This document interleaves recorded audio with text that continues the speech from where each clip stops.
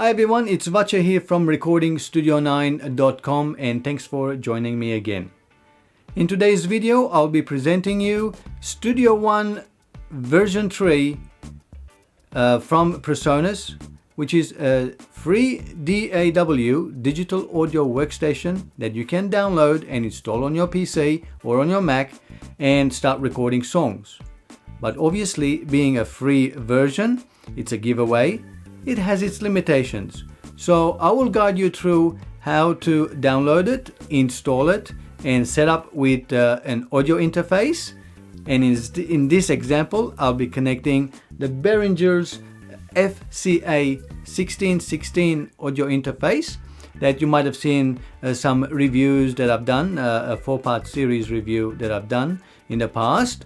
So we'll be connecting to that audio interface and try to have a look at the graphical user interface, the GUI, and find out what we can do. And we'll try to record some tracks onto there. And we'll also go through some of its limitations. We're going to discover what limitations it has. Obviously, being a free software, it will have some limitations. And talk about some of its advantages and see any workaround we can come up for those limitations. And you have to remember that limitations sometimes tend bring out creativity. So with limited tools that we're gonna have using the Studio One version 3 Prime, because it has its limitations, with limited tools that we have, we see how creative we can be and what workarounds we can use to overcome those limitations. So hopefully this will entice you to download and grab your own copy, install, and be creative and make music. To grab a copy of PreSonus Studio One version 3 Prime, first you need to go in and log into your PreSonus account. If you don't have one, it's free, so you can just go there, create an account. And once you have created an account, then you'll be able to, just like myself, actually have a copy and you can download it. And the way to download it is once you log into your account, you go into Shop and then Software and Studio One. And there we go, Prime is the first one. And as you can see, it is free. So you add it to your cart. And there it is. And then you just proceed to the checkout, put your details in, which probably already know you from your account, and away it goes.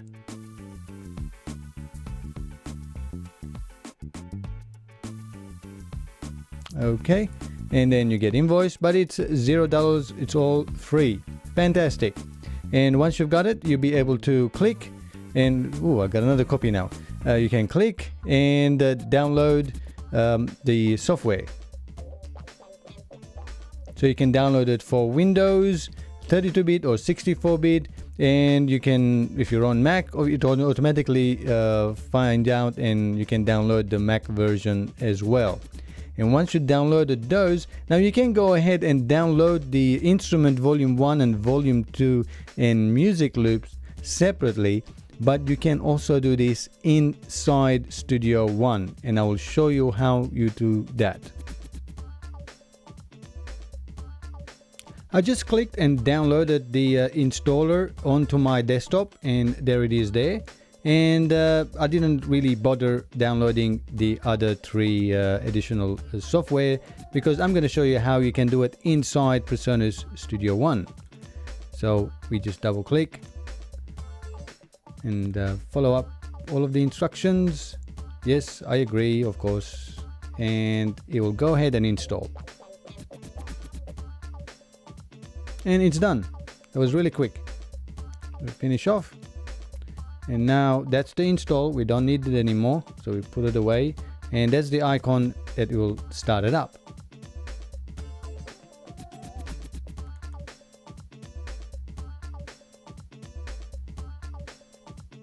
And we blindly agree to the agreement. Now over here, this is what you need to do. Again, to log in into your PreSonus account, it's same username and the password. and it will automatically recognize, so you don't even need any serial numbers and things, it will automatically recognize. So I'm just gonna put my one.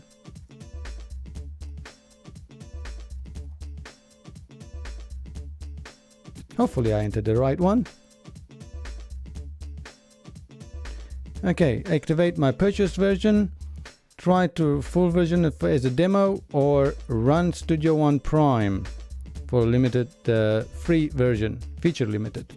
So we activate that one, and it says thank you for activating it, and it's done. So now it loads up, so we allow access because you need access to the internet. And obviously here it's configuring how to download the rest of the additional content, including the music loops, samples, and plugins, and so on. So we'll just say show what we need to download. And over here, as you can see, you can click and select all the instruments, volume 1 and volume 2. And remember, volume 1 is only 148 megs, but volume 2 is nearly 1.5 gig. So it will be a while for it to download. So you have to wait for it. No difference than you downloading it from the website. So you also get loops and sounds and everything else, and documentation, demo and tutorials, and so on. So you select what you like to download and go ahead and download it. So I'm just going to click and just download everything that is recommended to me. This will be a while, so we'll come back as soon as all of the downloads are complete. So while we're waiting for all the additional instruments and sound loops to download, and it is taking a while because I have a slow internet connection at this time of the day, it's peak time, we can actually close and continue with our usage of Studio One, and that's indicated by the arrow here, so that's still downloading, so you can see it again. So it will do that in the background while we go ahead. The first thing we probably need to do and have a look at is configuring our audio device. That's the interface that we're going to use, the audio interface, to tell where the sounds are coming from and going to for Studio One. So we click. Here you are able to select any of your available audio interfaces. As you can see, I have the FCA 1616 available and another Behringer one available and Windows Audio. So that's the select. I wouldn't bother much changing any of these settings at this stage. Another thing to look at is on general is probably check for updates so that you always updated the latest version of the software. And appearance, I usually leave it default, so I don't have to worry about any changes there. Locations, this is where you want to save your files. One good thing to remember is auto-save documents.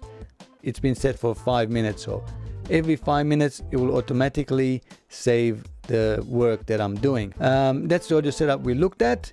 In external devices, here is where you configure any external USB MIDI keyboards that you want to play in for your MIDI input, so and output as well. So this is where you set up. I'm not going to go through that at this video. That's out of the scope of this video. If the question comes up, I might be able to make another video demonstrating how to configure external devices. As to advanced, at this stage I would leave it alone. So we click OK. So let's create a new song. We have an option of 2 different templates, vocal and a guitar or an empty song. Let's just work with an empty song. Give it a name. Let's call it demo song. And you know, the location we already selected it, so we're not going to bother. Sample rate 44.1 kilohertz for the demonstration purposes is fine.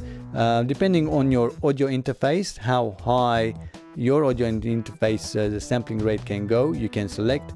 Mine goes up to 96 kilohertz, but I'm just going to leave it at 44 for the time being.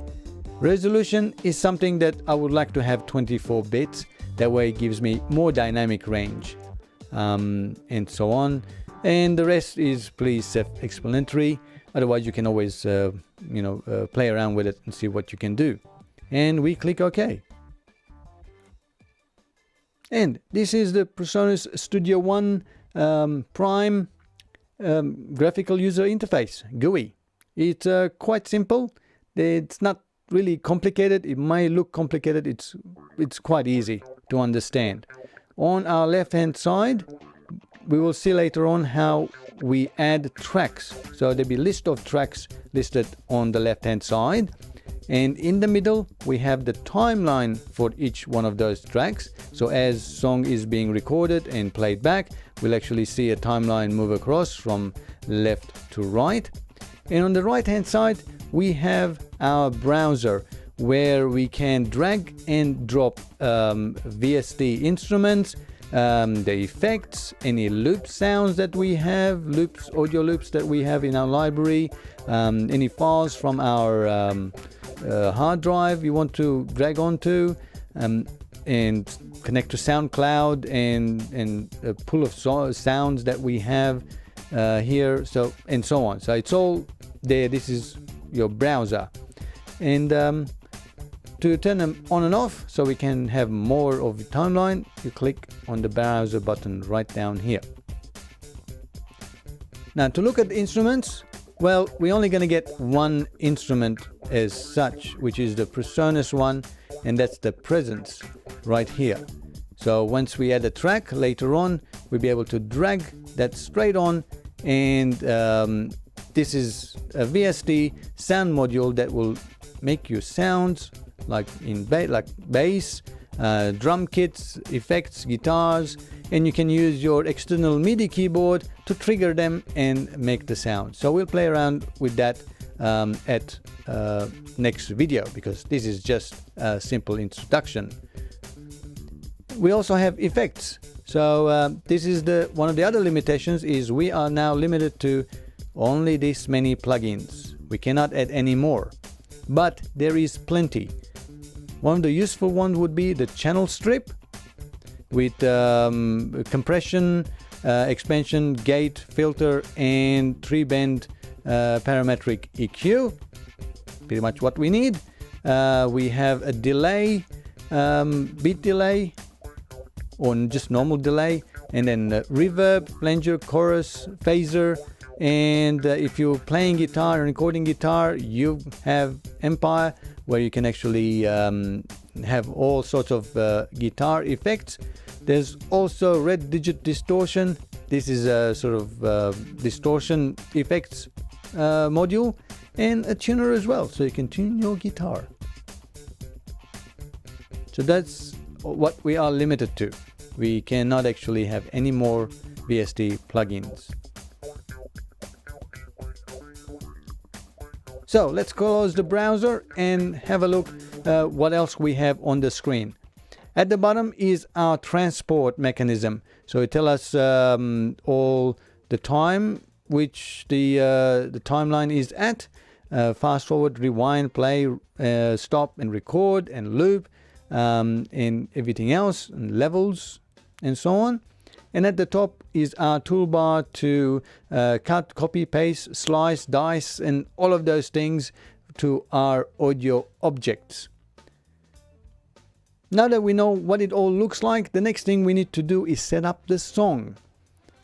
No, we have not set it up yet, so this is what we're going to do. We set up the Studio One. So we click on Song and go to Song Setup. So here we have pretty much the same information that we had before. So we can leave it as is. Any meta information like about your song and artwork and so on can go there. This is the important bit, and is the audio setup matrix. It might look a little bit complicated and not sure how it works, but once I explain it, it'll be pretty much straightforward. Now here is one of the first limitations that we are confronted with. We are only allowed to have left or right or stereo left-right input at any one time. So if we want to record something as an audio track, we are only limited for 2 channels, either left and right separately or left-right combined as stereo input. As you can see, even though my FCA 1616 audio interface has 10 inputs that I can connect to. I can connect mic 1, 2, 3, and 4, line inputs 5, 6, 7, and 8, and SPDIF left and right. I'm only allowed to have 2 of those things. So either mic 1 and mic 2 as stereo or mono channels. So I could have stereo mic if I'm recording a live piano, or mic 1 as vocal and mic 2 as a guitar, acoustic guitar. Or let's say if I'm recording my keyboard, which is connected to line 5 and 6, that's what I select. Now normally in the professional version, you should be able to do this and click apply and have multiple inputs, and be able to use mic 1 and 2 and line 5 and 6 at the same time. But if I click apply now, they will disappear because it won't allow you any more than 2 channels occupied here. So to be able to do that, this is how we do it. So that when I select a stereo track, it will select line 5 and 6, and a mono track will select 5 or 6. Hope that makes sense. So if I click apply now, they appear. So that's one of the limitations, that we are only allowed to capture 2 channels, either stereo or 2 single monos. And let's have a look at the output side of it. Again, the same thing applies. You can only have 1 output, which is the main output, and you need to assign to either, in my case, I have up to 10 outputs, line 1 to line 8, plus SPDIF ones. So I can actually do that. So 1 and 2, 3 and 4, 5 and 6, 7 and 8, or at the SPDIF. So if I click apply, so there will be my output. So there are no sub outputs. You cannot create any more outputs as such. So that's one of the limitations. Input and output, 2 at any one time.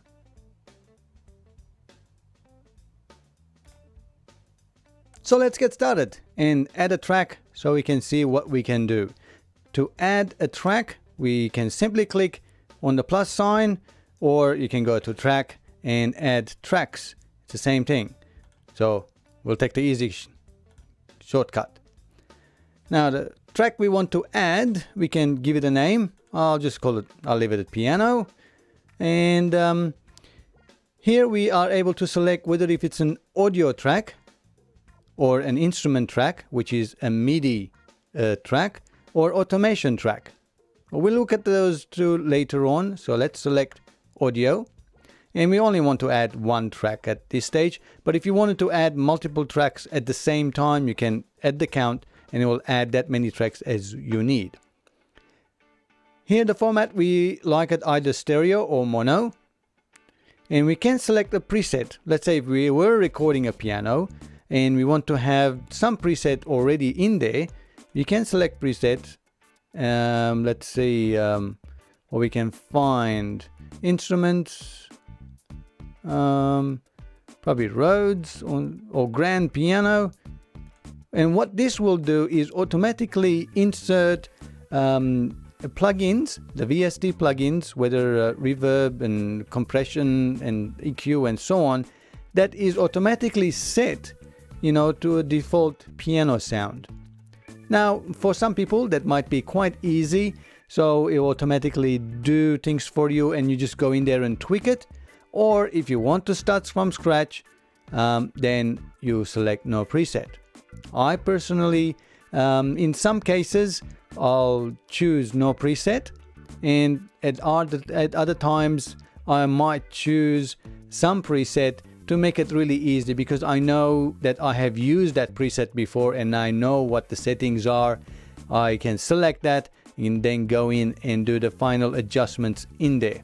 So for that purpose, let's select the where were the instruments, and let's grand piano.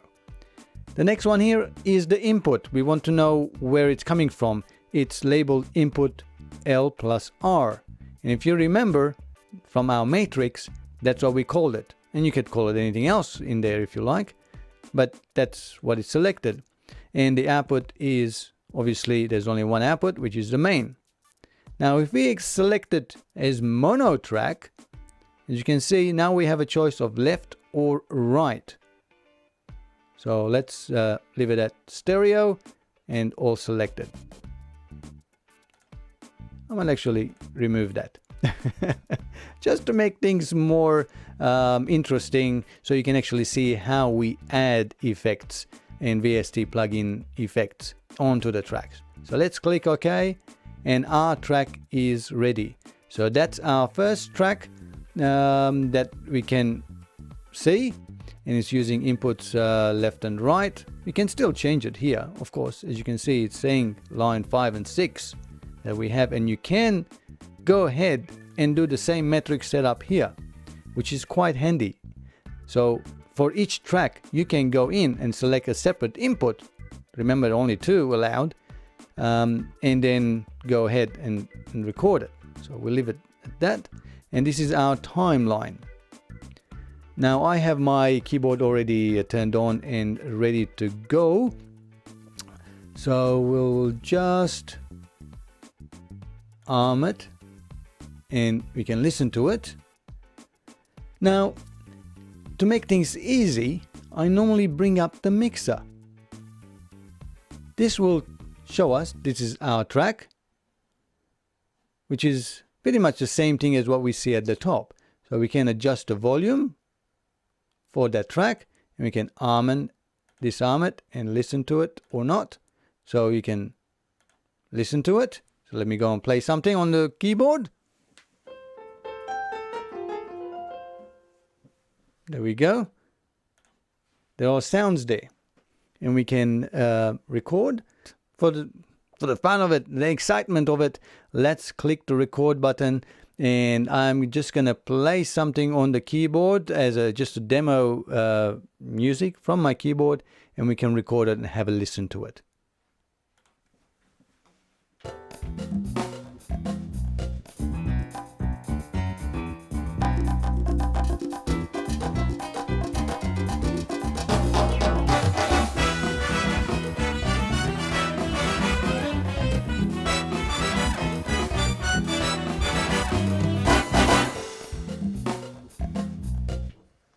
Okay, well, that's long enough. We can stop it and remove it from arming.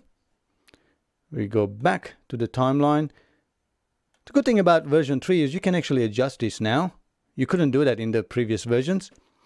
And let's have a look here. This is our track that has been recorded. That's the object.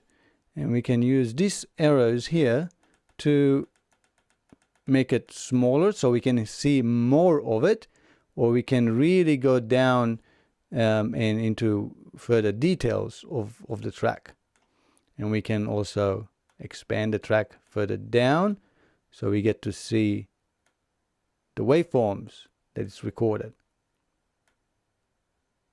There we go. That's what we recorded.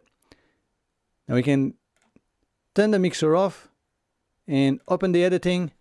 As you can see down here, it's the same as what we have up there, but in further details. So you can play around, edit things through here. But let's have a quick listen of our song.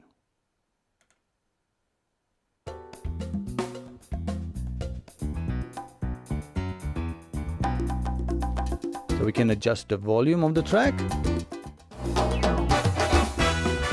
We can mute the track so you can hear me.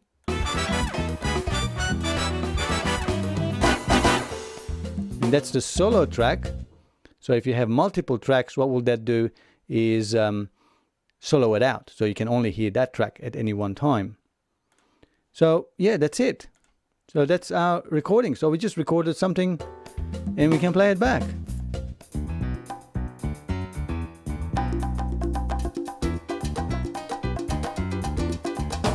And this is Studio One from PreSonus. Hope you enjoy it.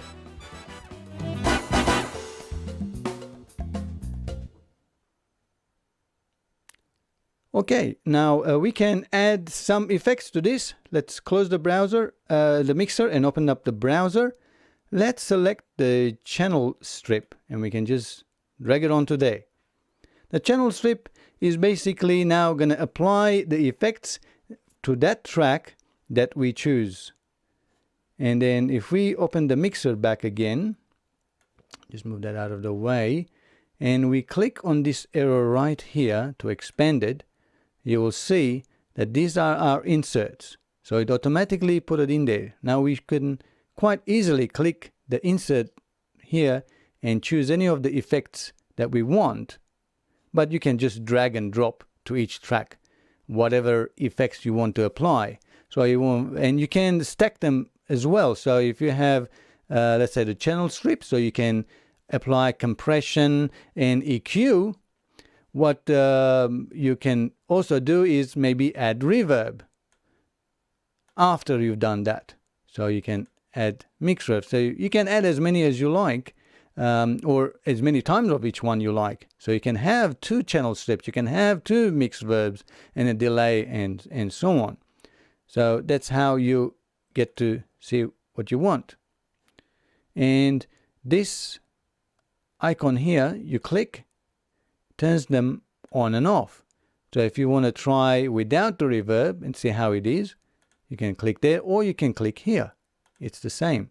So if we go into the channel strip, then you can turn it on and off, bypass it by clicking this button here. So let's go ahead. I'm going to turn the reverb off first and see what effects we can apply. I'm just going to make that small. And and just drag that thing there right at the top. That's where you can actually select the tracks. And I'm just going to turn on the loop. So what this will do is allow me to loop from there to there constantly. So I can do some adjustments. So when I click play,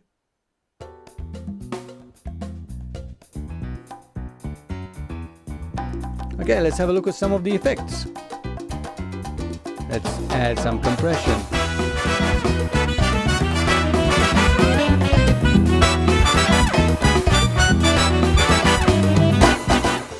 So that's the effects that we are actually getting due to compression.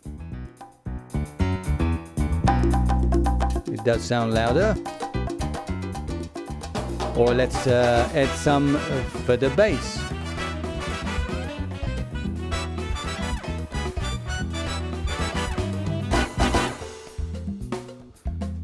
And we can add some heights as well.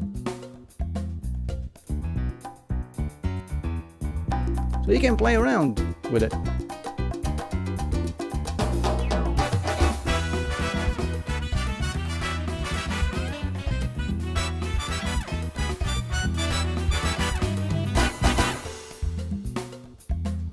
And let's compare the difference that we made by using the channel strip. That's the original sound.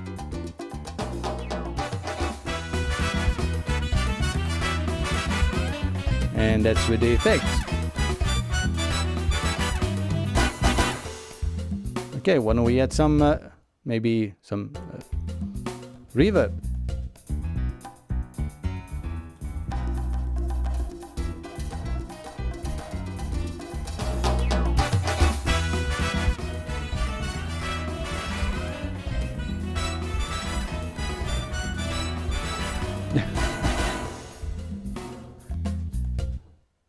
So as you can see, I think I've dragged on quite long enough now. As you can see, you can do quite a lot, even though it's limited.